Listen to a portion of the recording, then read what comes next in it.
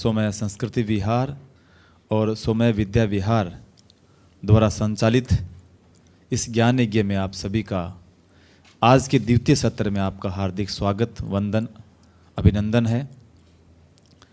ज्ञान यज्ञ की ये परंपरा पिछले 36 वर्षों से निरंतर इस सोमया परिसर में प्रभावित हो रही है। इस प्रवाहमान धारा में हम लोग जैसा समय मिलता है वैसा डुबकी लगाते हैं और डुबकी लगाते लगाते हमें कई प्रकार के ज्ञान का अनुभव हो रहा है और साक्षात अनुभव हो रहा है।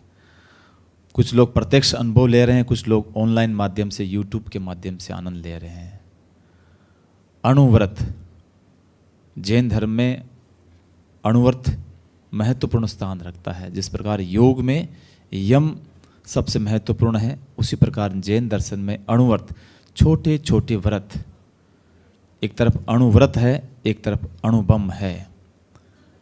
चुनना हमें है कि हमें अणुव्रत चुनना है कि अणुबम को चुनना है। छोटे छोटे व्रत के द्वारा हम अपने जीवन को सुधार सकते हैं। इसके लिए डॉक्टर अरिहंत कुमार जी जैन हमारे यहाँ पर उपस्थित हुए हैं। मैं बड़े आदर और बड़े सम्मान के साथ निवेदन करना चाहूँगा सोमया परिवार से ट्रस्टी आदरणीय लीलाबेन कोटक से आपका हार्दिक स्वागत के लिए।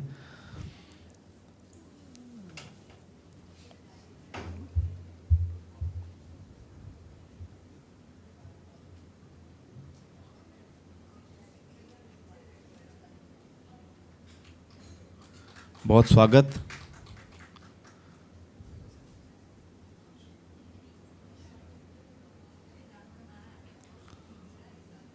आदरणीय लीलाबेन कोटक से अभिनंदित और आशीर्वाद के पश्चात मैं डॉक्टर अरिहंत कुमार जी जैन का परिचय देना चाहूँगा। डॉक्टर अरिहंत कुमार जी पिछले कई वर्षों से सोमया परिसर में KJ Somaiya institute of Dharma studies में आप सहायक आचार्य के रूप में कार्यरत है, जहाँ पर जैन अध्ययन केंद्र है, उसमें आप पढ़ाते हैं। इसके पहले आप यूजीसी के नेट और जेआरएफ और पोस्ट डॉक्टर फेलोशिप के रूप में 8 वर्षों तक दर्शन विभाग बम्बई विश्वविद्यालय में आपने अध्यापन करवाया और वहाँ से आपने पीएचडी शोध कार्य पूरा किया है। आपको बम्बई यूनिवर्सिटी से डॉक्टरेट की डिग्री प्राप्त हुई है। आपके लेखक के रूप में 3 पुस्तकों का प्रकाशन हो चुका है, 1 पुस्तक का आपने संपादन किया है, साथ में 25 से अधिक राष्ट्रीय अंतर्राष्ट्रीय शोध पत्र पत्रिकाओं में आपके विभिन्न प्रकार के लेख प्रकाशित हो चुके हैं। कई सेमिनार्स में, कॉन्फ्रेंस में आपने अपनी प्रस्तुति के द्वारा, अपने शोध कार्यों के द्वारा अपनी प्रस्तुति दी है। साथ में आप अंतर्राष्ट्रीय स्तर पर भी कई राष्ट्रीय और अंतर्राष्ट्रीय स्तर पर कई पुरस्कारों से आप सम्मानित हैं। इसके साथ ही आप एक प्राकृत भाषा को विकास के लिए, प्रचार प्रसार के लिए अंग्रेजी भाषा में प्रकाशित प्राकृत टाइम्स इंटरनेशनल न्यूज़पेपर के आप संपादक हैं। इसके साथ में Jain association of north America द्वारा संचालित जैन एवेन्यू वेब मैगजीन, उसमें भी आप सह संपादक के रूप में है और अपनी प्राकृत भाषा के लिए और जैन दर्शन के लिए आप अपना योगदान दे रहे हैं। ये परंपरा इनके पिताश्री से मिली है, प्रोफेसर डॉक्टर फूलचंद जी जैन साहब, जिनका मुझे भी भेंट होने का कई बार अवसर मिला। इनके बड़े भ्राता डॉक्टर अनेकांत जी जैन लाल बहादुर शास्त्री संस्कृत विश्वविद्यालय दिल्ली में प्रोफेसर हैं और इन्हीं परंपरा में एक परंपरा है उनकी जैन दर्शन और प्राकृत के लिए जो इनका योगदान है वो अद्भुत योगदान है। आज आप दैनिक दिनचर्या में अणुव्रत के बारे में अपना उद्बोधन देंगे। मैं बड़े आदर और बड़े सम्मान के साथ डॉक्टर अरिहंत कुमार जी जैन को आमंत्रित करता हूँ। धन्यवाद।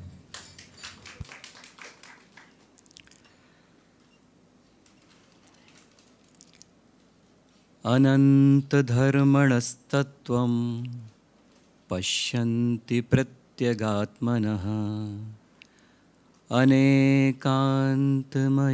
मूर्ति नित्यमेव प्रकाशताम्।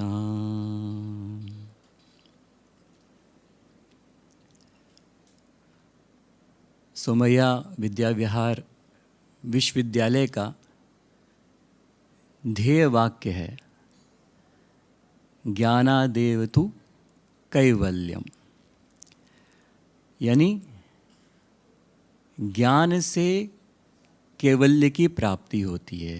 ज्ञान ही मुक्ति का साधन है। और ये ज्ञान यज्ञ इस विश्वविद्यालय के ध्येय वाक्य को सार्थक करता है, क्योंकि 36 वर्षों से प्रति वर्ष हर वर्ष का शुभारंभ इस ज्ञान यज्ञ के मंगलाचरण से होता है, जहाँ आप सभी लोग संतों की वाणी सुनते हैं, मनीषियों के व्याख्यान सुनते हैं, उनके विचारों से लाभान्वित होते हैं और कहीं ना कहीं अपने आत्मविकास के मार्ग को प्रशस्त करते हैं। और ये जो धारा वर्ष के प्रारंभ में शुरू होती है, ये पूरे वर्ष ज्ञान की गंगा के माध्यम से प्रवाहित होती रहती है। मैं इसके लिए सोमैया विद्या विहार विश्वविद्यालय के माननीय कुलाधिपति श्री समीर सोमैया सर और कुलपति महोदय professor VN Rajasekhar Pillai sir का हृदय से आभार व्यक्त करता हूँ कि उनकी संकल्पना ने इस इनिशिएटिव को लिया है और मंगलाचरण के रूप में इस ज्ञान यज्ञ को शुरू किया है। आप सभी लगातार ज्ञान यज्ञ के माध्यम से संतों को, मनीषियों को सुनते आ रहे हैं और इसी श्रृंखला में आज हम अणुव्रतों के अनुप्रयोगों पर चर्चा करेंगे। अक्सर जब भी हम लोग व्रतों की बात करते हैं तो उन्हें हम धार्मिक क्रियाओं से जोड़ देते हैं,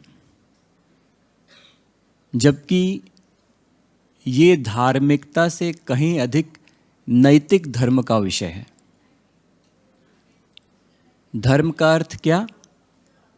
धर्म का अर्थ होता है कर्तव्य, जो हमेशा नैतिक मूल्यों की बात करता है। धर्म शब्द अपने आप में बहुत व्यापक है। ये शब्द हमारे सार्वभौमिक और सार्वकालिक आंतरिक मूल्यों को व्यक्त करता है, उसका एक महासागर है। धर्म को लेकर बहुत सी परिभाषाएं हैं, हर दर्शन में है, शास्त्रों में है। धार्यति इति धर्मः, जो धारण करने योग्य है वो धर्म है। लेकिन अगर हम इसकी व्युत्पत्ति धर्म शब्द की इस प्रकार से करें, धर यानी धारण करने योग्य, और म अक्षर को हम किस प्रकार से देख सकते हैं? मूल्यों के अर्थ में। धार्यति इति धर्मः, ठीक है, जो धारण करने योग्य है वो धर्म है, लेकिन धारण करने योग्य है क्या? वो है मूल्य। आज जब शिक्षा नीति में मूल्यपरक शिक्षा पर बात हो रही है, उसका इम्प्लीमेंटेशन हो रहा है। प्लीज़ बाहर थोड़ा सा एम्बियंस हो रहा है, प्लीज़ कोई जाके वहाँ पे। हाँ, आज जब मूल्यपरक शिक्षा पर बात हो रही है शिक्षा नीति में, तो ये जानना बहुत ही आवश्यक और महत्वपूर्ण हो जाता है। इसकी प्रासंगिकता बढ़ जाती है। मूल्यपरक शिक्षा यानी हम जिसको वैल्यू एजुकेशन कहते हैं, और हर स्ट्रीम में इसकी ज़रूरत है। ये सिर्फ ह्यूमैनिटीज़ में नहीं है, साइंस में भी ज़रूरत है इसकी। नैतिकता क्या होती है? उचित और अनुचित के विचार की संकल्पना, ये नैतिकता कहलाती है, मोरालिटी। नैतिकता कैसी? मन वचन काय की नैतिकता।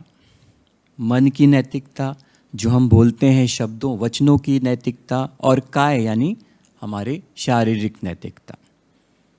इसका औचित्य किससे होता है? विवेक से होता है। उचित अनुचित मतलब क्या सही है और क्या गलत है, इसका ज्ञान हो जाना।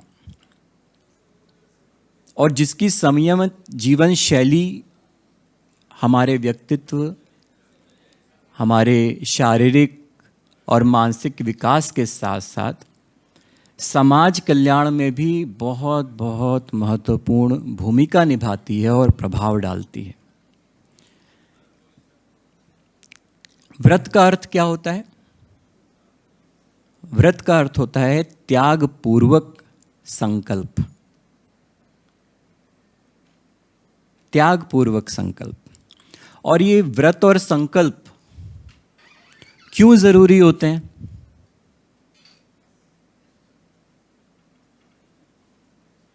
इसके लिए आचार्य तुलसी हुए हैं, जैन धर्म के एक प्रभावक आचार्य तुलसी हुए हैं। उन्होंने एक सूत्र दिया जो कि बहुत ही सुंदर और बहुत ही गहरा है।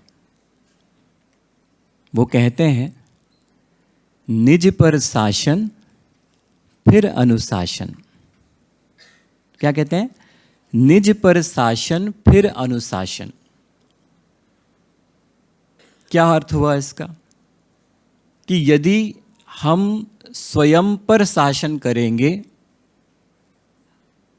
तो अनुशासन तो अपने आप ही हो जाएगा। अब स्वयं पर शासन आप कहेंगे ये कैसे होता है? अच्छा, मैं पूछता हूँ आप सभी से कि हमारा देश आज़ाद भारत है, हम आज़ाद भारत के आज़ाद नागरिक हैं, हमारे अधिकार हैं, हमें बोलने का, लिखने का, सब चीज़ों का अधिकार है। लेकिन यदि मैं कहूँ कि हम अभी भी गुलाम हैं क्या? अगर मैं कहूँ कि हम गुलाम हैं तो मानेगा क्या कोई? नहीं मानेगा। लेकिन हम हैं। अब प्रश्न होता है, गुलाम चलो, लेकिन किसके गुलाम हैं?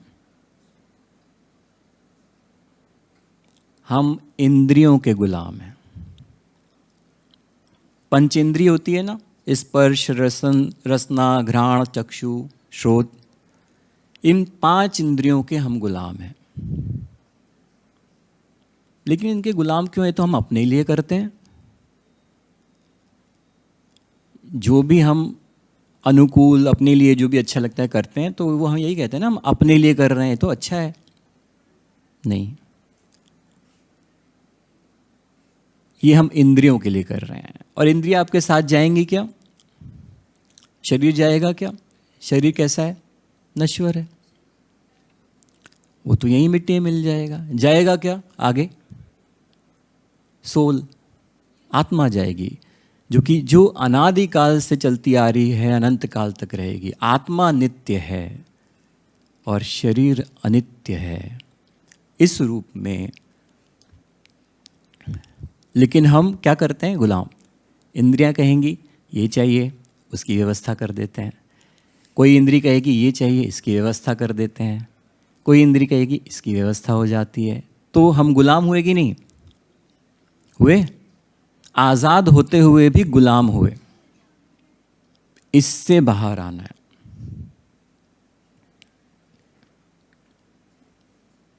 एकमात्र आत्मा है, हम इसके तो गुलाम बन जाते हैं, लेकिन आत्मा का क्या? जो आगे तक जाने वाली है, जो कैसी है? नित्य है, जो कभी भी जिसका नाश नहीं होगा, उसके लिए कुछ नहीं करती। जबकि इंद्रिय विषयों को हम लोग इंद्रिय विषयों में फंसकर और कर्म बांध लेते हैं और संसार भ्रमण में लगे रहते हैं।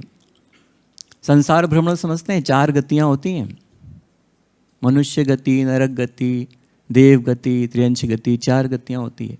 हमें कभी कभी लगता है कि हम स्वर्ग यानी देव हो गए, यानी भगवान हो गए। वो भी संसार है, देव गति भी संसार है। और सबसे अच्छी बात बताऊं, सबसे बेस्ट गति जो है ना, मनुष्य गति है। देव भी मनुष्य गति में आने के लिए तरसते हैं। क्यों तरसते हैं? वहाँ पे तो सब मिलता है, सब है, सारे ऐश्वर्य है, पलक झपकते ही सारी इच्छाएं पूर्ण हो जाती हैं। क्यों तरसते हैं? क्योंकि वहाँ संयम नहीं है। और जहाँ संयम नहीं है वहाँ से मोक्ष भी नहीं जाया जा सकता। संयम कहाँ है? मनुष्य गति में ही है। इसीलिए देव भी मनुष्य गति में आने के लिए तरसते हैं।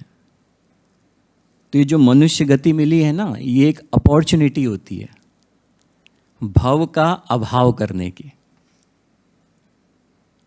ये समझना जरूरी है। तो मैं कहाँ कह रहा था कि आचार्य तुलसी ने कहा निज पर शासन फिर अनुशासन। यदि हम स्वयं पर, स्वयं की इंद्रियों पर अगर हम शासन करने लगे, शासन का मतलब कंट्रोल, संयम, जो इंद्रिया चाहती है हम ऐसा नहीं कि हम उसको वही जो सही है गलत है हम उसको कंट्रोल करके रखें। तो अगर खुद पर कंट्रोल करके रखेंगे तो डिसिप्लिन यानी अनुशासन तो अपने आप ही हो जाएगा। तो ये सूत्र उन्होंने दिया और इस अणुव्रत के माध्यम से एक संयमित जीवन शैली को प्राप्त करना, ये अणुव्रत के माध्यम से बहुत सफल हो जाता है और इसीलिए इस अणुव्रत की संकल्पना की गई है। आज हम अभी अणुव्रतों को शास्त्रीय रूप में तो समझेंगे ही, साथ ही इसके व्यावहारिक प्रयोग जो एप्लीकेशंस होते हैं उसको भी जानने का प्रयास करेंगे।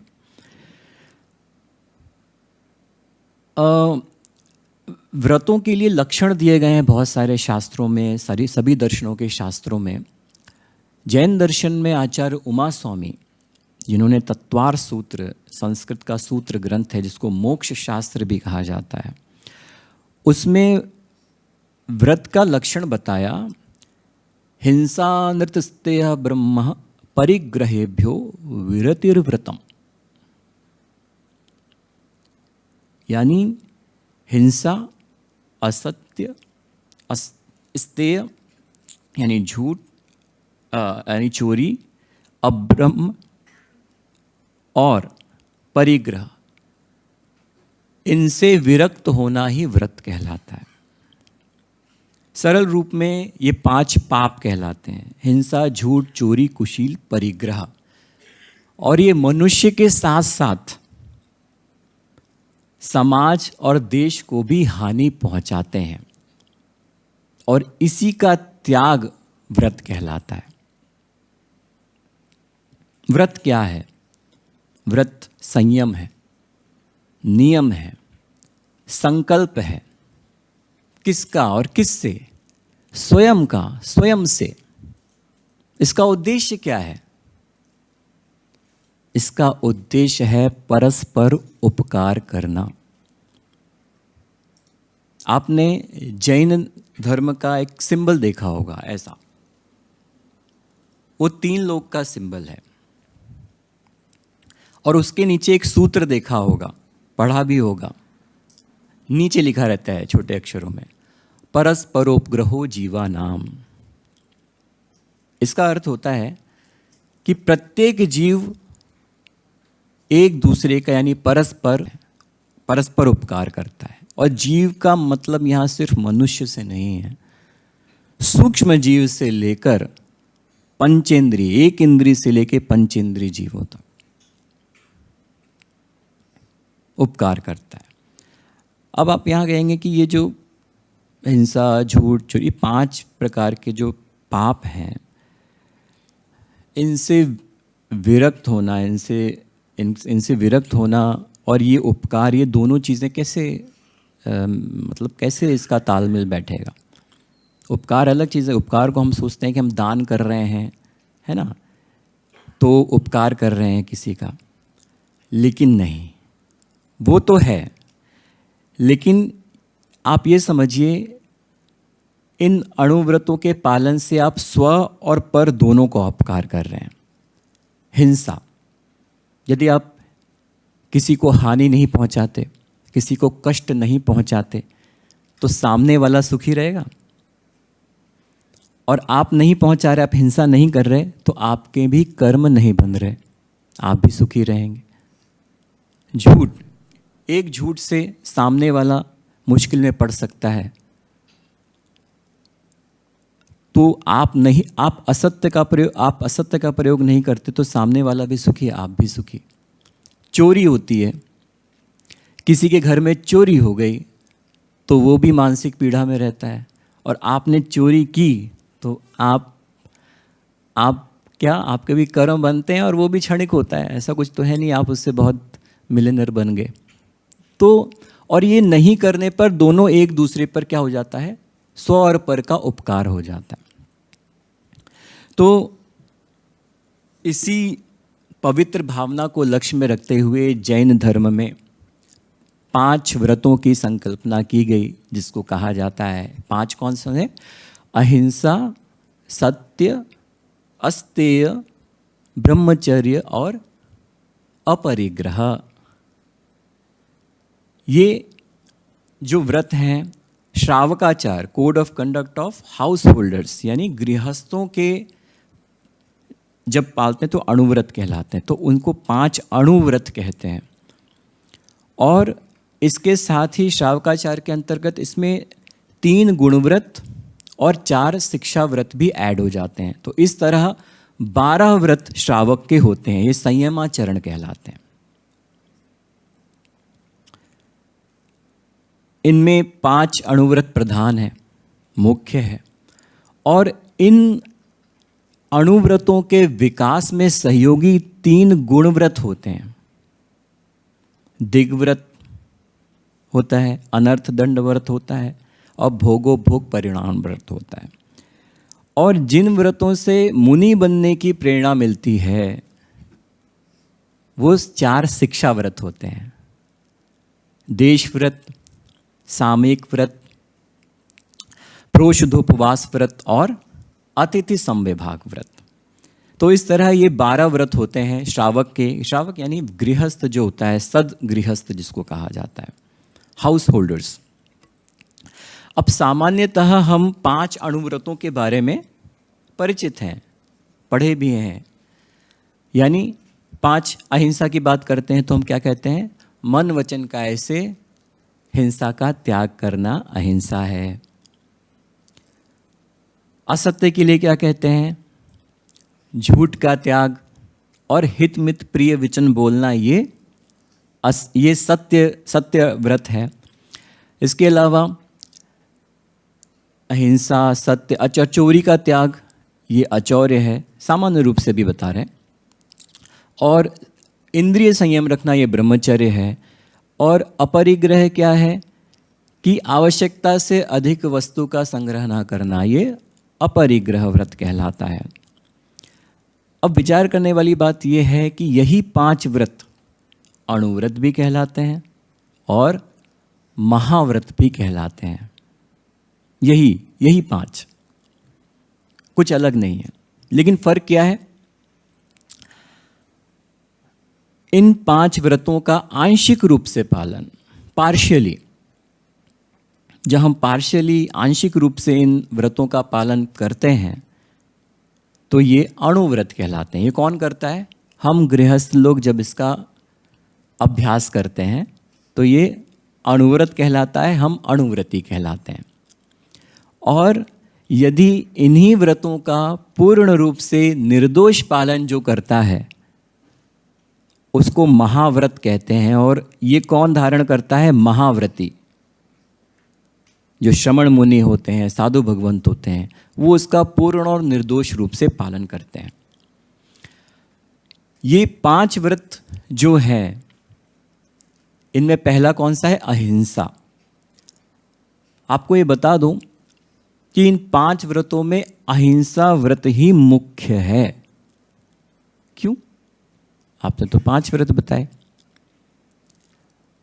अहिंसा व्रत इसलिए मुख्य है क्योंकि यही साध्य है, बाकी 4 जो हैं वो इसके साधक हैं। जैसे किसान होता है ना, किसान जब खेत में फसल बोता है तो उसकी रक्षा के लिए क्या करता है? उसकी रक्षा के लिए खेत के चारों ओर बाड़ लगा देता है, बाड़ बाउंड्री जिसको कहते हैं, है ना, ऐसे चारों ओर लगा देता है। तो उससे क्या होता है? फसल की रक्षा हो जाती है, बाहर से कुछ लोग माने जो नुकसान पहुंचा सकते हैं वो नहीं आते, पशु पक्षी आदि। तो ये सत्य, अस्तेय, अब्रह्म और अपरिग्रह, ये क्या है? ये उसी बाढ़ के समान है, साधक हैं उस अहिंसा के साध्य में। इसीलिए अहिंसा जो है, क्योंकि वास्तविक रूप में व्रत तो क्या है? एक ही है, अहिंसा, है ना। और वैयक्तिक साधना में अहिंसा का अभिन्न रूप ही पर्याप्त था, लेकिन जब इसका सामूहिक आचरण होने लगा तो इसकी विभिन्न शाखाएं निकली और व्रतों का विकास हुआ। कैसे? जैसे सत्य, वो अहिंसा का नैतिक पहलू है। सत्य क्या है? अहिंसा का नैतिक पहलू। और आचौर्य और ब्रह्मचर्य, ये अहिंसा का सामाजिक पहलू है। और अपरिग्रह, ये अहिंसा का आर्थिक पहलू है। यथार्थ पर जब पर्दा डालने में हिंसा का प्रयोग जब होता है तब वो असत्य हो जाती है। जब पदार्थ संग्रह के समय ये परिग्रह हो जाता है, क्योंकि चोरी भी एक परिग्रह ही है ना। हमारे जब आकांक्षा होती है, हमारी आकांक्षा ही दूसरे की चीज़ वस्तु लेने के लिए हमें प्रेरित करती है, और यही फिर बाद में वासना बनकर अब ब्रह्म बन जाती है। तो इन पांच अणुव्रतों की रक्षा के लिए प्रत्येक व्रत की 5-5 भावनाएं, और इन 5 व्रतों को दूषित करने वाले 5-5 अतिचारों का भी जैन शास्त्रों में बहुत सूक्ष्म तरीके से वर्णन किया गया है और बहुत ही व्यावहारिक रूप में भी किया गया। जब हम अणुव्रत को व्यावहारिक जीवन में इसके अनुप्रयोगों की बात करते हैं तो मेरा मानना है कि अणुव्रत जो है वो अपने आप में ही व्यवहार ही है। अणुव्रत का अर्थ क्या होता है? छोटे छोटे संकल्प, छोटे छोटे नियम जो आपको कहीं ना कहीं हमारे डेली रूटीन में हम उसको अपना सकते हैं, क्योंकि मानवीय मूल्यों को जो अणुव्रत दर्शन है वो जीवन के हर पहलुओं को छूता है। अणुव्रत के माध्यम से हम अपना व्यक्तित्व विकास कर सकते हैं, पर्सनैलिटी डेवलपमेंट। हम जब वैल्यू एजुकेशन जब पढ़ाते हैं तो इसको भी बहुत इम्प्लीमेंटेशन के साथ किस तरह, क्योंकि देखो ये सिर्फ आध्यात्मिकता तक सीमित नहीं है। हम व्रतों को मोस्टली धार्मिक आध्यात्मिक वे में उसको एक कैटेगराइज्ड कर देते हैं, लेकिन ये सिर्फ आध्यात्मिकता धार्मिकता तक सीमित नहीं है। ये व्यवहारिक जीवन में हमारे लिए बहुत उपयोगी है, दैनिक जीवन में। अहिंसा, अब थोड़ा समझते हैं एक एक व्रतों को, कि एक एक व्रत जो अभी संक्षेप में बताए उसमें और क्या क्या हो सकता है। अहिंसा अणुव्रत। अहिंसा जो है जैन धर्म की नैतिक आधारशिला है, जो हमें अहिंसा हर प्राणियों के प्रति, जीव मात्र के, जब हम जीव मात्र की बात करते हैं ना तो उसमें सभी सूक्ष्म से लेके स्थूल जीव तक आ जाते हैं। जीव मात्र के प्रति अहिंसा की बात करता है, और जैन दर्शन में अहिंसा की बहुत सूक्ष्म व्याख्या की गई है। हम अक्सर हिंसा को फिजिकल वायलेंस के रूप में ही जानते हैं, कि किसी को मार देना, है ना, तो ये हिंसा है। लेकिन जैन दर्शन कहता है ये तो बहुत बात की बात है। स्थूल है बहुत ही, आप जो देख रहे हैं। मन वचन काय से हिंसा का त्याग, वो कहता है उससे भी सूक्ष्म है वचनों से। यदि आप वचनों से कुछ ऐसे प्रकार का शब्द प्रयोग करते हैं किसी के लिए, तो सामने वाले को आघात लगता है ना, मानसिक पीड़ा होती है, ये भी हिंसा का ही स्वरूप है। फिर कहते हैं वचन भी बात की बात है। आप मन में तो जो लाते हो ना, उससे भी सूक्ष्म है। जो मन में लाते हो किसी के प्रति दुर्भावना, वो भी हिंसा का ही स्वरूप है, और वो सबसे आरंभिक स्वरूप है। देखिए, जैन दर्शन भाव प्रधान दर्शन है। भावों पर सबसे पहले चर्चा होती है। क्यों? क्योंकि सबसे पहले अगर हिंसा की बात आती है तो पहले भावों में आती है। ऐसे चलते फिरते तो आप किसी को मार नहीं देते ना, पहले भाव में आएगा कि हाँ ऐसा, देखो ऐसा। फिर आप बहुत आगे बढ़ोगे तो चलो वचनों में आएगा, चलो ऐसे बोल दिया किसी को, आप शब्द बोल दिए या वो उसको डांट दिया, जो भी किया। और उसके बाद और ज़्यादा बढ़ेंगे तब जाके वो, ये बहुत बात की बात है कि कायिक हिंसा के बारे में। लेकिन यदि हम भाव हिंसा पर ही काम करना स्टार्ट कर दें, भाव हिंसा को ही अगर हम लोग मंद कर लें, अपने भावों के परिणाम को ही मंद कर लें, तो क्या आगे के स्टेप्स आएंगे? क्या आगे के स्टेप्स बहुत दूर की बात है। तो इसलिए रूट लेवल है ना, रूट जड़ क्या है? भाव। भाव कर काम किया है। तो ये अहिंसा की जब बात करते हैं तो मन वचन काय से हिंसा का त्याग, तीनों ये सही रूप। और देखिए, मन वचन काय तो ठीक है, ये बोल दिया। अब और सूक्ष्म में जाते हैं। कृतकारित अनुमोदना। कृतकारित अनुमोदना क्या है? कृत मतलब ना ही करो, हिंसा ना ही करो। कारित मतलब ना ही करवाओ। हम कहते हैं ना, मैंने थोड़ी किया, लेकिन हम करवा देते हैं। अनुमोदना, ना ही उसका अनुमोदन मतलब सपोर्ट करो, सरल भाषा में। मन वचन काय और कृतकारित अनुमोदना सहित हिंसा का त्याग, यही सच्ची अहिंसा कहलाती है।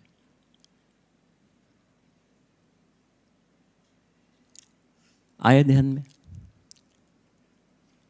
तो कृतकारित अनुमोदना का भी ध्यान रखिएगा।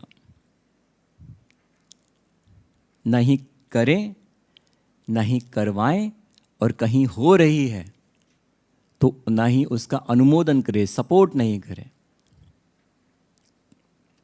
जी, अब देखिए, अहिंसा को समझने के लिए हमें हिंसा समझनी बहुत ज़रूरी है। हिंसा क्या होती है? किसी को मार देना हिंसा, सिर्फ ये नहीं। हिंसा को भी बहुत सूक्ष्म तरीके से बताया गया है जैन दर्शन में। 4 प्रकार की हिंसा बताई गई है, वायलेंस। कौन कौन सी? पहली है संकल्पी हिंसा। संकल्पी हिंसा में ये होता है कि हम संकल्प कर लेते हैं कि हमें ये करना है, किसी के प्रति इस चीज़ को अंजाम देना है, ये संकल्प बुरी भावना से। उदाहरण, ये जो आतंकवादी हमले होते हैं या कहीं चोरी होती है ना, तो इसकी पूरी संकल्पना तैयार रहती है पहले से। पूरी रेकी होगी, पूरा साल भर से उसी के लिए लगे रहेंगे, पूरी तरीके, पूरे तन मन धन से पूरा उसमें लगे रहेंगे। ये होती है संकल्प, संकल्पी हिंसा। मतलब उस हिंसा को अंजाम देने के लिए वो इतने समय से योजना बना रहे। और जहाँ पर पशुओं की बलि दी जाती है, वहाँ पर भी पहले से संकल्पना होती है, हाँ कल इनको ऐसा करना है। ये संकल्पी हिंसा कहलाती है। दूसरी हिंसा क्या है? आरंभी हिंसा। मैं अहिंसा समझाने के लिए ही पहले हिंसा समझा रहा हूँ। आरंभी हिंसा, आरंभी हिंसा का अर्थ होता है कि जो हमारे डेली रूटीन के वर्क होते हैं, जैसे घर में हम सफाई करते हैं, खाना बनाते हैं, है ना, बहुत सारी चीज़ें जो डेली रूटीन की चीज़ें होती हैं, तो उसमें जो सूक्ष्म हिंसा हो जाती है, झाड़ू लगाते हैं, पोछे लगाते हैं, जाले साफ करते हैं, तो इसमें जो हिंसा होती है यह आरंभी हिंसा कहलाती है, डेली जो दैनिक कार्यों में। फिर आती है औद्योगिक हिंसा।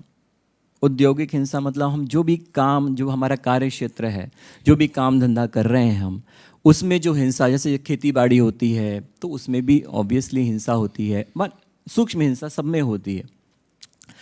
और चौथी होती है विरोधी हिंसा। विरोधी हिंसा क्या कहलाती है कि जब हमारे परिवार, समाज, राष्ट्र, देश, इसकी जब अस्मिता का सवाल आ जाता है, इसकी रक्षा का जब सवाल आ जाता है, तो उस भावना से जो हिंसा होती है विरोधी हिंसा कहलाती है। अब मैं आप सबसे ये क्या 4 प्रकार की हुई ना, संकल्पी हिंसा, आरंभी हिंसा, औद्योगिक हिंसा और विरोधी हिंसा। इन 4 हिंसाओं में कौन सा हम त्याग कर सकते हैं, मतलब किससे हम बच सकते हैं, किससे बच सकते हैं? 4 प्रकार की हिंसा बताइए। देखो, विरोधी हिंसा जो है वो तो हमारे एकदम खून में रहती है कि नहीं भाई, हमारे परिवार, समाज, देश, राष्ट्र, ऐसे अस्मिता पर सवाल आएगा तो भाई हम पीछे नहीं हटेंगे। तो यहाँ मुश्किल है थोड़ा। इसके बाद कौन सी बताई थी? औद्योगिक हिंसा। अब काम, आजीविका के लिए काम तो करना ही है, और जिसमें जिसकी योग्यता है, जिसको प्रोफेशन मिला है वो काम करेगा ही, तो उसमें जो सूक्ष्म हिंसा हो जाती है उससे भी नहीं बच सकते। फिर क्या बताई थी? आरंभी हिंसा, 2nd नंबर की। अब जब घर के काम करने हैं, साफ़ सफाई तो रखनी है ना, झाड़ू लगाना है, पोछा लगाना है, साफ़ सफाई रखनी है ना, हाइजीन रखना है, तो उसमें भी सूक्ष्म हिंसा होगी। तीनों से नहीं बच सकते। संकल्पी हिंसा से बच सकते हैं क्या? बच सकते हैं? एकमात्र संकल्पी हिंसा है जिससे हम चाहें तो बच सकते हैं। ये जो प्री प्लानिंग करते हैं ना, किसी को नुकसान पहुंचाने की, इससे बच सकते हैं। एकमात्र संकल्पी हिंसा से बच के भी हम एक सद्गृहस्थ बन सकते हैं। तो ये 4 प्रकार की हिंसा हुई, है ना। तो 4 प्रकार की हिंसा समझाई अहिंसा को समझाने के लिए। अब देखिए, इसके 4 अतिचार भी हैं। अतिचार मतलब जो अहिंसा व्रत में दोष लगा देते हैं। 5 अतिचार बताए गए हैं कि जैसे एक होता है छेदन, यानी किसी पशु को हम अपने काम के लिए, जैसे उनके जो गाय वगैरह होती है तो उसको छेद देते हैं, नकेल वगैरह कस देते हैं, छेदन कहलाता है। इसके अलावा बांधना होता है, पशुओं को एक साथ बांध देते हैं, बहुत क्योस हो जाता है, वो इधर उधर हिल भी नहीं पाते हैं। इस प्रकार के कामों से भी बचना चाहिए। और पीड़ा देना, मतलब अगर उन पर हम लोग प्रहार करते हैं, लाठी मारते हैं, जो भी करते हैं इस तरीके का, तो उससे बचना चाहिए। ये अतिचार कहलाते हैं, मतलब अहिंसा में दोष लाते हैं ये, ठीक है। एक होता है अधिक भार लादना। ये किसी पशु की सामर्थ्य से अधिक उस पर भार लादना, ये भी एक हिंसा का ही प्रतीक है और अहिंसा में दोष लाता है। और इसके अलावा है आहार रोकना, कि जो भी खाने पीने, ये सबके जीव मात्र के लिए, सिर्फ पशुओं के लिए नहीं, मैं उदाहरण के लिए जब से यहाँ बता रहा हूँ, ये मनुष्यों के लिए भी सेम बैठता है। आहार रोक देना, किसी का खाना पीना रोक देना, ये इन सब से बचना चाहिए, तो ही हम अहिंसा व्रत को सही रूप में पालन कर सकते हैं। इन 5 अतिचारों से हमें बचना चाहिए। किसी भी प्राणी को शारीरिक, मानसिक या फिर वाचिक रूप से भी कष्ट नहीं पहुंचाना चाहिए। इसमें एक चीज़ और है, अहिंसा को कायम रखने के लिए हमें अपने आहार पर भी ध्यान देना है। बोलते हैं ना, जैसा खावे अन्न वैसा होवे मन। हमें अगर अहिंसा को बढ़ावा देना है अपने मानसिक रूप में सब तरीके से, तो हमें शाकाहार सबसे पहले प्रयोग, हमें सबसे पहले शाकाहारी बनना है। उसमें भी शाकाहारी में भी सात्विक भोजन को ही अपनाने का प्रयास करना है। इससे हमारी अहिंसा के प्रति जो एक प्रयास है वो आगे बढ़ पाएगा।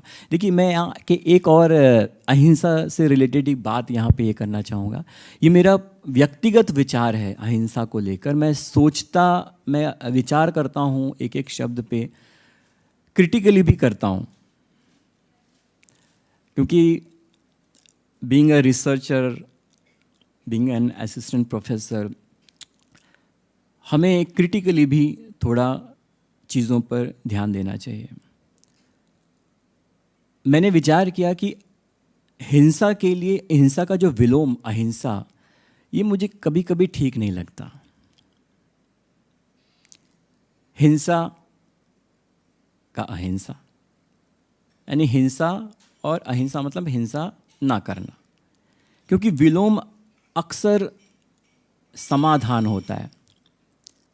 क्रोध का विलोम क्या है? क्षमा। क्रोध नहीं करना, क्या करना? क्षमा करना,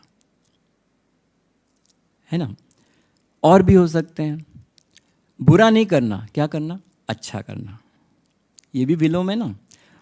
अब क्रोध का अक्रोध तो नहीं है ना। ये मेरा व्यक्तिगत विचार है। और अच्छे का माने बुरे का अबुरा या ऐसा कुछ तो नहीं है ना, समाधान है। क्रोध का क्षमा हो गया, अच्छे का बुरे का अच्छा हो गया। इसी तरह हम और भी ले सकते हैं। तो हिंसा का अहिंसा थोड़ा फिर अटपटा नहीं लगता? मैंने सोचा मैं शेयर करूं कुछ, मैं भी क्रिटिकली सोचता हूं इस विषय में। तो मुझे ऐसा लगता है कि हिंसा का विलोम क्या होना चाहिए? करुणा होना चाहिए।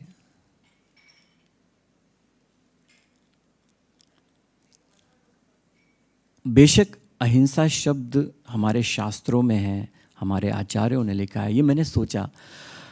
फिर मैंने अपनी बात को भी क्रिटिकली सोचा। कैसे? यानी हमारे इतने बड़े बड़े आचार, प्राचीन आचार अगर अहिंसा शब्द को प्रयोग कर रहे हैं तो कुछ तो बात होगी ना। मैं तो अल्पज्ञ हूँ। जिन्होंने केवल ज्ञान प्राप्त किया, जिन्होंने इतने मतलब आगमों का, वेदों का, सबने अहिंसा प्रयोग किया, किसी ने करुणा क्यों नहीं सोचा? तो फिर इस पर भी मैंने क्रिटिकली ये सोचा कि देखो क्या है, जब भी सिचुएशन आती है ना क्रोध की, हिंसा की, तो सबसे पहले मनोवैज्ञानिक तरीके से खुद को रोकना है। नहीं नहीं, ये नहीं करना। उस टाइम आप, जब सिचुएशन होती है, अभी अच्छा लग रहा है बोलने में, लेकिन जब सिचुएशन आती है ना क्रोध की या हिंसा की, किसी ने आपको प्रोवोक कर दिया क्रोध के लिए या हिंसा के लिए, किसी ने आपको ऐसा कुछ, आपको क्रोध आ गया और एकदम आप उतारू हो गए, तो ऐसे समय में आप ये नहीं सोच, ऐसे समय में करुणा छोड़ दो इसको, ऐसा नहीं हो पाएगा। व्यावहारिक नहीं है।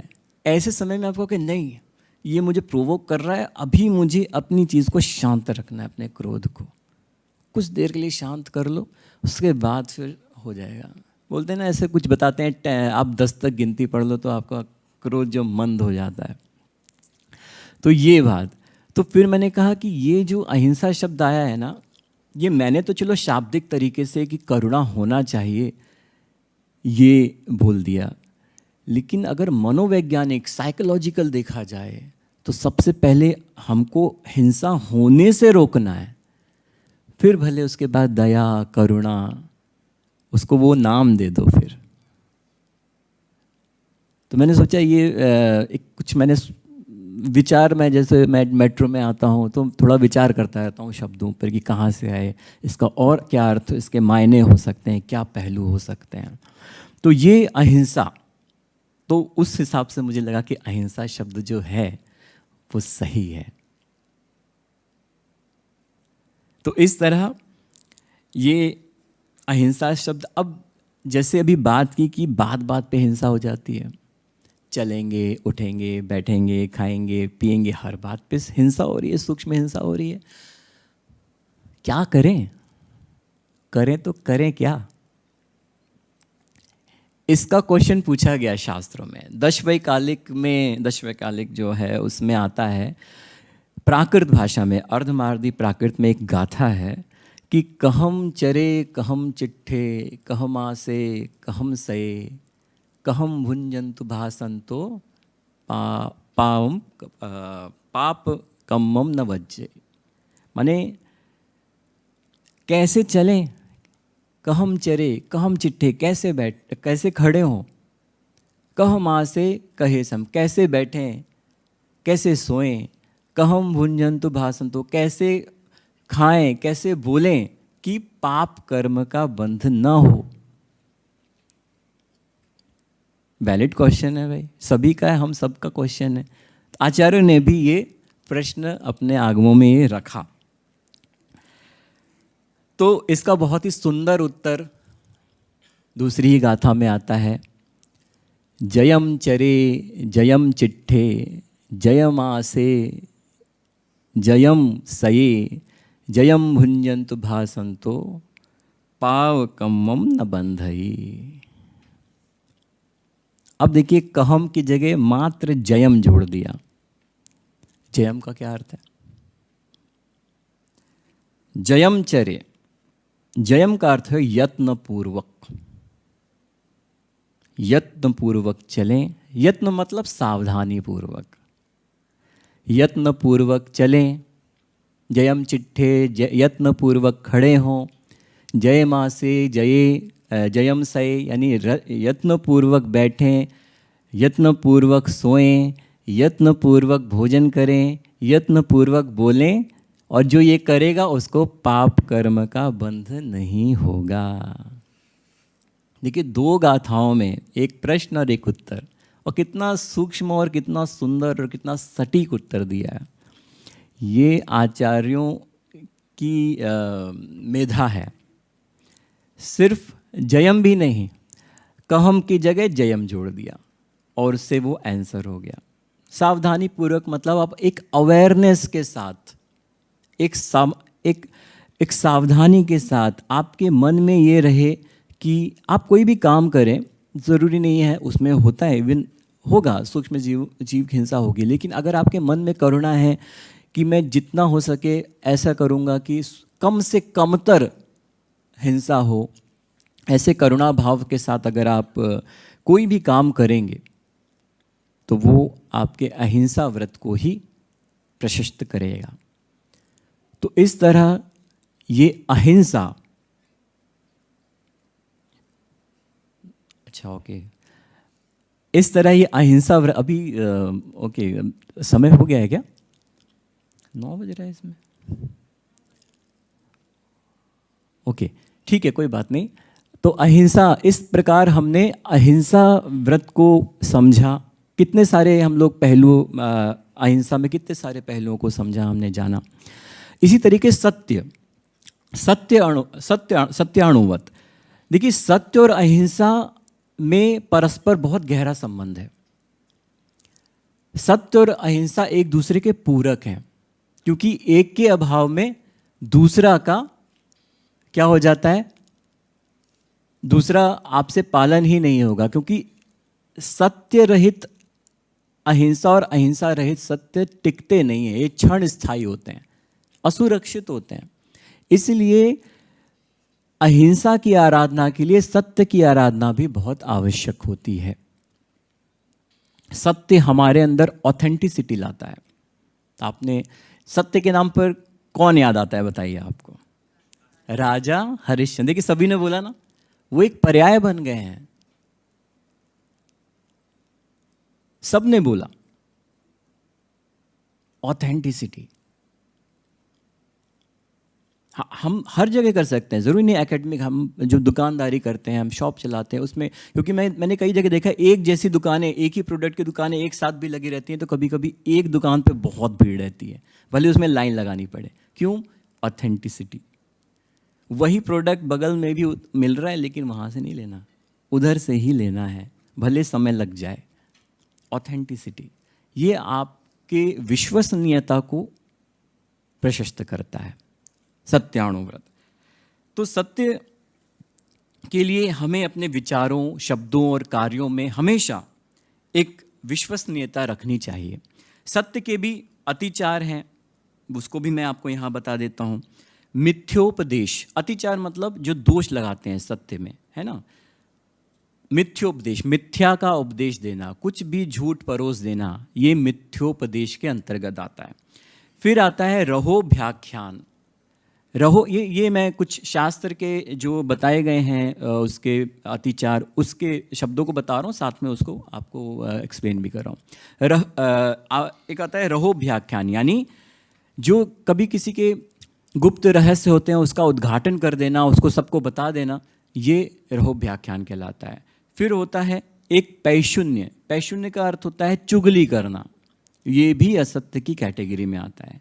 कूटलेख लिखना, कूटलेख मतलब गलत हस्ताक्षर कर देना, है ना, गलत पेपर्स बना देना, जो इन जनरल हर जगह कुछ ना कुछ चलता रहता है इस तरीके का, तो ये भी असत्य की, ये भी असत्य की कैटेगरी में आ जाता है। ये हमारे सत्य व्रत को दूषित करते हैं।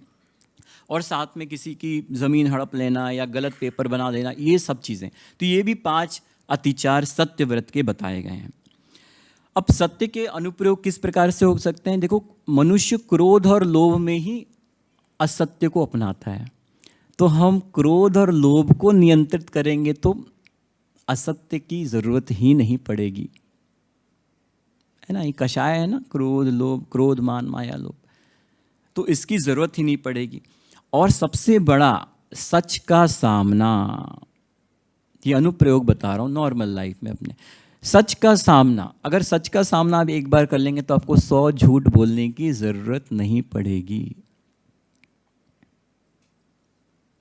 और यदि सच का सामना नहीं करते हैं तो आप जाने कितने खुद भी परेशान रहेंगे, उसके लिए 20 झूठ भी बोलेंगे, और तब भी वो कभी ना कभी तो सच निकल के आता ही है किसी ना किसी रूप में। इससे अच्छा है कि सामने अगर किया है, हाँ किया है, माफ़ कर दीजिए, धन्यवाद, उस टाइम डांट सुन लीजिए, कम से कम उसके बाद आप फ्री हो जाएंगे। बहुत बड़ा भार होता है ये जो वज़न होता है ना, ये कुछ वज़न नहीं है, ये इस तरीके के भावों के जो वज़न होते हैं ना, इनका किलो हज़ार वज़न होता है। और इससे जो बीमारियां हो रही हैं ना, पता भी नहीं चल रही कहाँ से हो रही हैं। शारीरिक बीमारियां को पता चल जाता है डॉक्टर को, वो ठीक भी कर देते हैं, लेकिन जो मानसिक बीमारियां होती हैं ना, ये दवाइयों से ठीक नहीं होती। इसको मनोवैज्ञानिक चाहिए, वो उनसे दोस्ती करता है, पहले उसका ट्रस्ट जीतता है ना। जो भी जैसे आजकल डिप्रेशन और एंजाइटी, जाने क्या क्या चीज़ें हो रही हैं, अच्छे लोगों को हो जा रही हैं, पढ़े लिखे लोगों को भी हो जा रही हैं। तो पहले वो मनोवैज्ञानिक आएगा, उससे दोस्ती करेगा, ट्रस्ट जीतेगा, फिर बोले बता क्या है, बताओ कुछ ऐसा करके, तब जाके वो बताएगा, तब उसका फिर वो कैसे वो दवाइयों से समाधान नहीं कर, दवाइयाँ तो दबा देती है। वो कहते हैं चलो खा लो, सो जाओ, तो तब तक शांति है, जैसे उठेंगे वापस से स्टार्ट हो जाता है सब कुछ। तो ये तो सत्य में हमें हमेशा सच का सामना करने का प्रयास करना चाहिए, छोटा हो बड़ा हो, किसी भी प्रकार का हो। फिर आता है अस्तेयानुव्रत, मतलब चोरी का त्याग। देखिए, चोरी भी एक रूप में हिंसा है।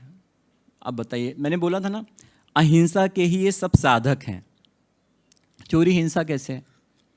किसी के घर में चोरी हो जाती है तो वो आहत होता है ना, मानसिक पीड़ा होती है उसको, कभी कभी तो सह लेता है, कभी कभी ज़्यादा हो जाती है तो बहुत ज़्यादा आगे बढ़ जाता है मामला। ये भी हिंसा है। और चोरी का त्याग करना, अगर चोरी का त्याग नहीं किया तो अहिंसा का भी पालन नहीं हो सकता है।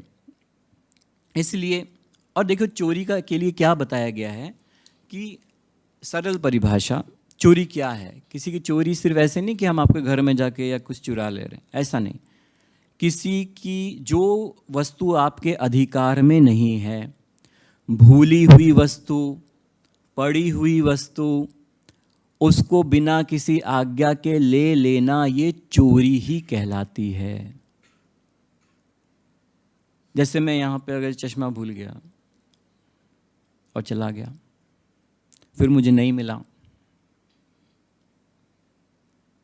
या जहाँ भी गया, तो वो ऐसा नहीं कि पड़ा हुआ था ले लिया हमने, कोई बात नहीं, चोरी थोड़ी, हमने उनसे छीना थोड़ी। सिर्फ छीनना चोरी नहीं होती है।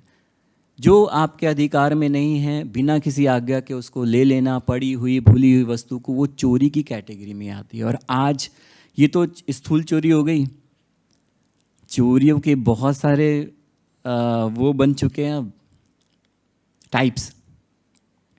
एक है समय।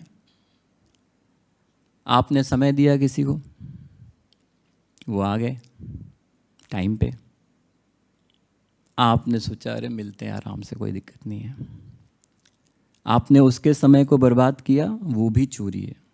आपने उसके समय को बर्बाद यानी चुरा लिया, वो आके बैठा है आपका वेट कर रहा है, ये समय की चोरी हुई।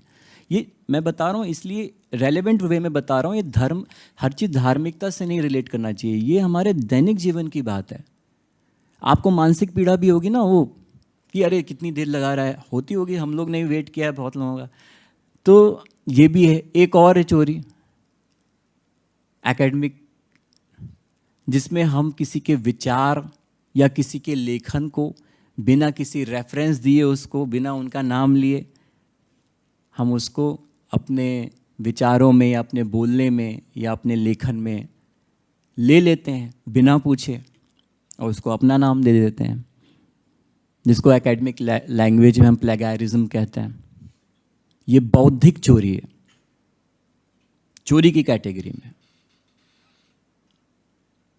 बौद्धिक चोरी, किसी के विचार को बिना किसी उनका रेफरेंस दिए बोलना या लिखना, ये बौद्धिक चोरी। तो ये चोरी के बहुत सारे प्रकार हो चुके हैं अब, जिसको नहीं कह सकते, मैंने तो आपको 2-3 बता दिए। तो इन सब से बचना, ये चोरी की बात है। इसके भी 5 अतिचार है। चौर प्रयोग, पहला आता है चौर प्रयोग, यानी चोरी का उपाय बताना कि ऐसी चोरी कर लो, या प्रेरणा देना, देखो कर लोगे ठीक रहेगा, प्रेरणा देना।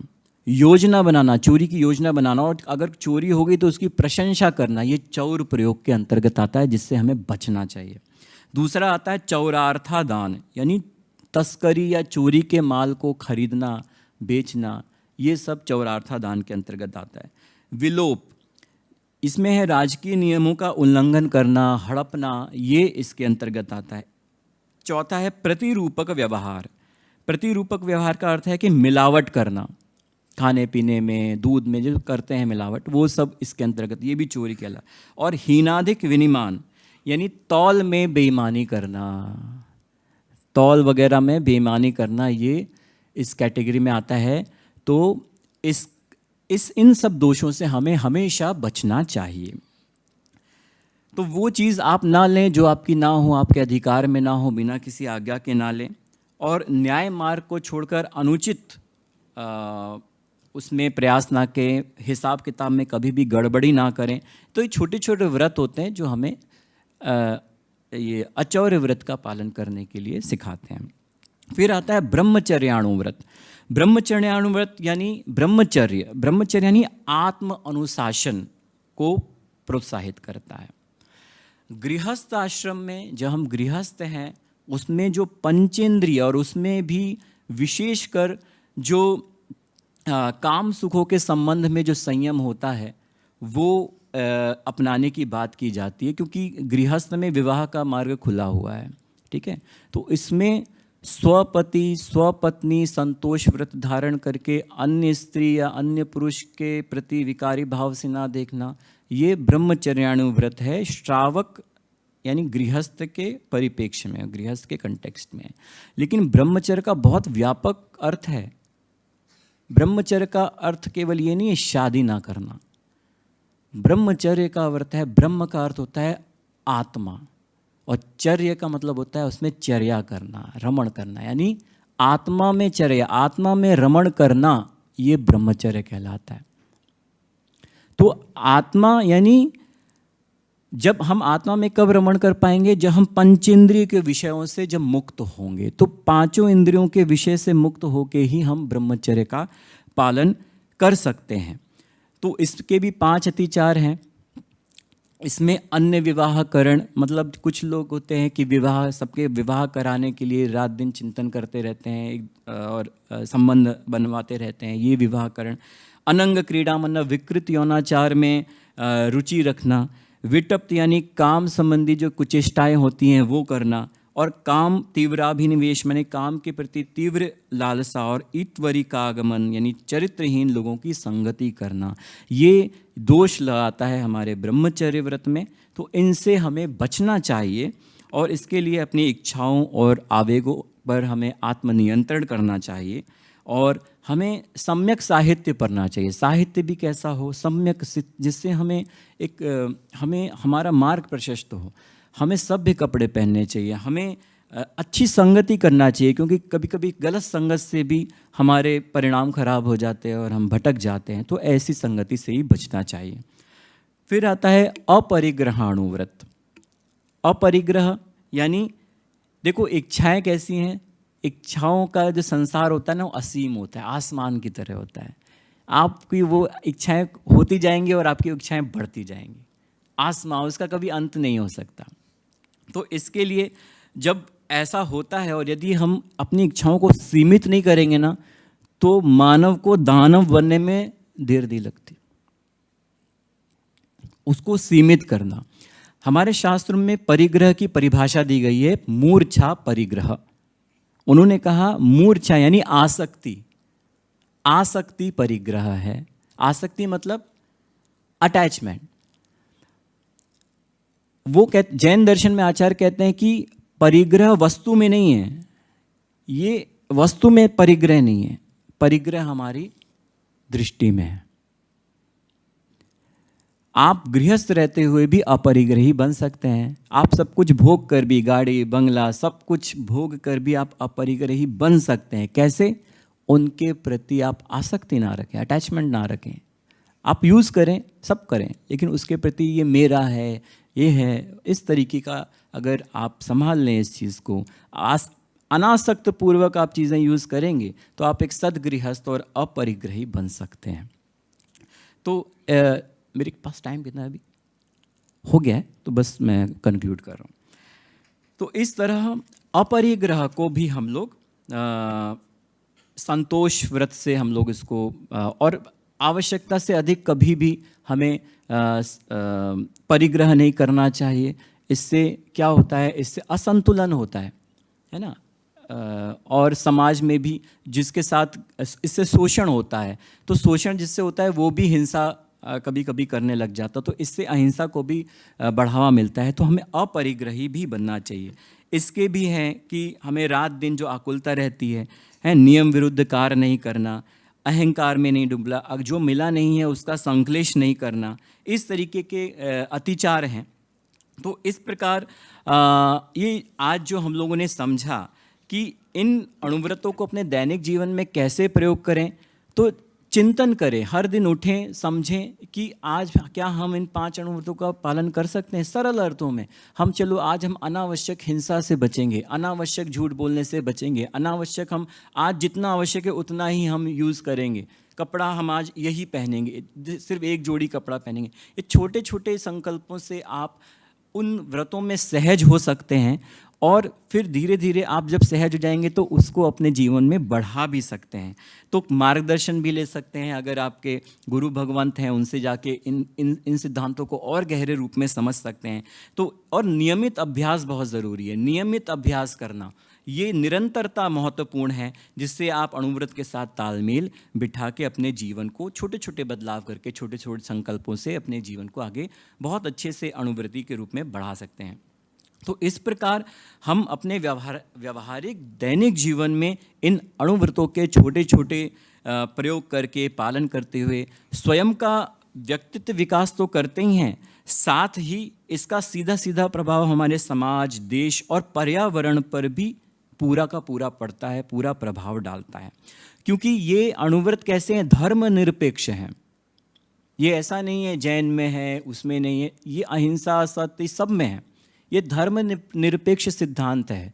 इसलिए इन 5 व्रतों को हम सम्यक रूप से धारण करें, एक सच्चे अणुव्रती बने और अपने साथ साथ सभी का जन जन का कल्याण कर सकें। इन्हीं मंगल भावनाओं के साथ आज के वक्तव्य को मैं विराम देता हूँ। आप सभी ने बहुत ही लगनपूर्वक सुना, समझा, इसके लिए आप सभी का बहुत बहुत आभार। और ज्ञान यज्ञ के आयोजकों का भी मैं हृदय से आभार व्यक्त करता हूँ। बहुत बहुत धन्यवाद। और मैं एक बात और ऐड करना चाहूँ कि आज 30 जनवरी है, महात्मा गांधी जी की आज पुण्य तिथि है और उन्होंने, आप वो अपने आप में आदर्श हैं, उन्होंने इन अणुव्रतों को अपने जीवन में अपनाया। अहिंसा, सत्य, अचौर, ब्रह्मचर्य, अपरिग्रह, और उनके आपने सत्य के प्रयोग पढ़ा होगा, उन्होंने अहिंसा का प्रयोग किया। उन्होंने जो धर्म के क्षेत्र में अणुव्रत थे उनको सामाजिक और क्रांति के रूप में उन्होंने जो शास्त्र की बात थी उसको शस्त्र बनाकर इस देश को आज़ाद करने के लिए उसका प्रयोग किया। तो ऐसे महात्मा गांधी हमारे राष्ट्रपिता को भी मैं शत शत नमन करता हूँ। आज उनकी पुण्यतिथि है।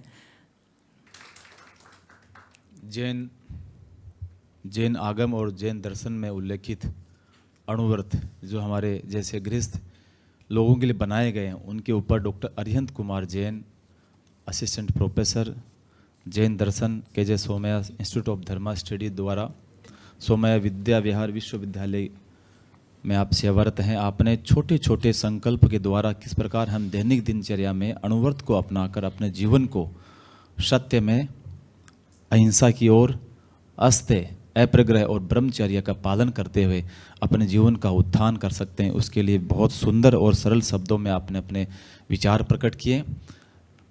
आप डॉक्टर अरिहंत कुमार जी के प्रति बहुत बहुत आभार, और आप सब लोग यहाँ पर आए विद्यार्थी श्रोताओं के प्रति पुनश्च आभार।